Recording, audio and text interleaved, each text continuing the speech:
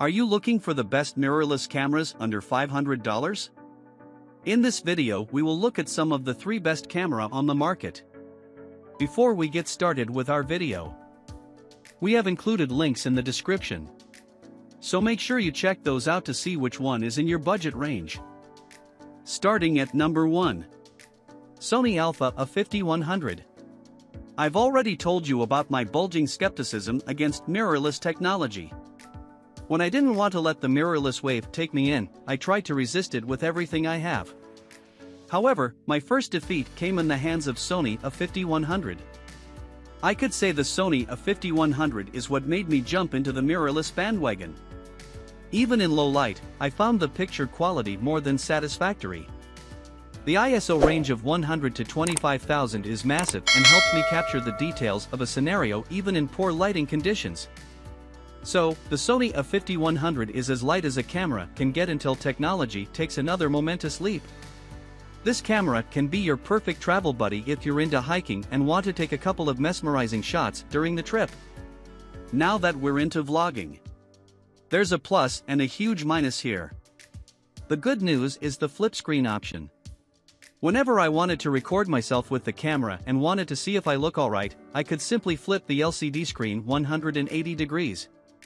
The biggest dent in the otherwise impeccable armor of the Sony A5100 is video shooting. It's not about the quality. There are 2 different resolutions, 1080 by 720 and 1920 by 1080. While the former allows a 60 frames per second fast-paced video recording, the latter is for a more cinematic 24 frames per second.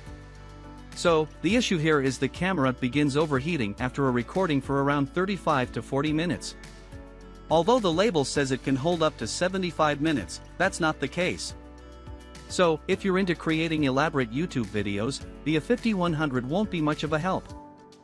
At number 2. Olympus OND EM10 Mark III camera. Once the Sony A5100 took away my undue paranoia of mirrorless cameras, I began testing other cameras as well. However, for a long time, I couldn't find anything I liked better than the A5100 until I got a hold of the Olympus OND EM10 Mark III. Before I let you in on all the details, let me highlight the standout feature of this camera. I enjoyed using the EM10 Mark III more than the Sony A5100 because of the image stabilization. At first, I thought it was just a cash grab stunt to rake in more customers. However, as I kept taking one shot after another, I realized the image stabilization really kicks in and enhances the picture quality. However, the resolution of EM10 Mark III is 16 megapixels compared to A5100's 24.3. I know what you're thinking because I had the same thought as well. If the resolution is low, the pictures are destined to be crappy, right? No. With a max ISO range of 25,600 combined with image stabilization, a built-in flash, and 121 autofocus points, this camera can take 330 amazing snaps in one go. Also, unlike the A5100, this camera actually has an electronic viewfinder. People who simply shoot indoors don't feel the impact of an electronic viewfinder. But once you're outside and the sun's acting almighty, it becomes nearly impossible to look at the LCD screen. So, the viewfinder helps you during an outdoor photo shoot. However, the EM10 Mark III is not free from its faults.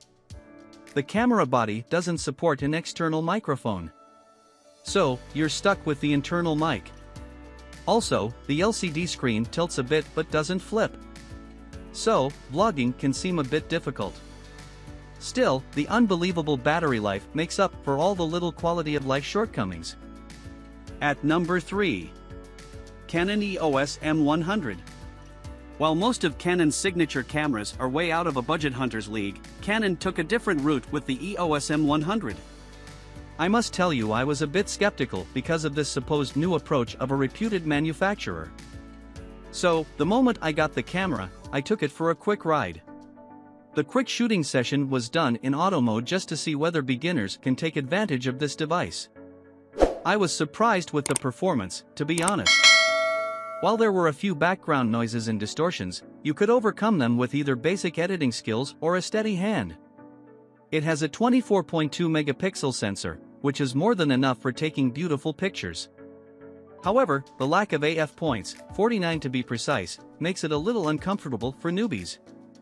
You can work around the autofocus point issue by taking more time to prepare before taking a snap.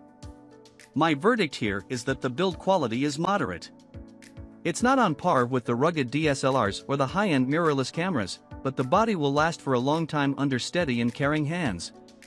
So, the picture quality is excellent, the build is reasonable, where's the poop?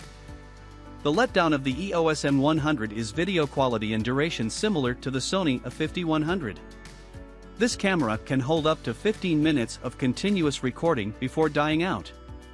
So, if your target is videography, you should steer clear from this camera.